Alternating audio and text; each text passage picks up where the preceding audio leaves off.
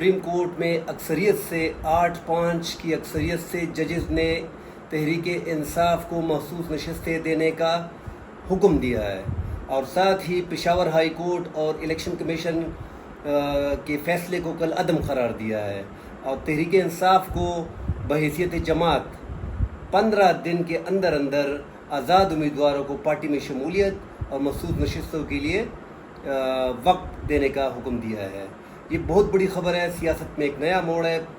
P T I کو سیاسی جماعت بحیثیت سیاسی جماعت تسلیم کر لیا گیا ہے۔ الیکشن کمیشن نے جو غلط بیانی کی تھی اس کو سپریم کورٹ نے رائے راست پر لے کے آئے ہیں۔ سپریم کورٹ کا کہنا ہے کہ تحریک انصاف ایک سیاسی جماعت ہے اور یہ ان کا حق بنتا ہے، وہ عوام کے مینڈیٹ سے آئے ہیں، لہٰذا سنی اتحاد کونسل میں جانے کی بجائے تحریک انصاف ایک سیاسی حقیقت ہے، اور یہی عام عوام کو بھی پتہ تھا کہ تحریک انصاف ہی جیت کے آئی ہے، اور الیکشن کمیشن کی ہی ذمہ داری تھی کہ وہ آگے چل کے تحریک انصاف کو بتاتے کہ بلے کا نشان آپ سے چھن گیا ہے، لیکن آپ مخصوص نشستوں کے لیے اپلائی کر سکتے ہیں اور یہ آپ کا رائٹ ہے۔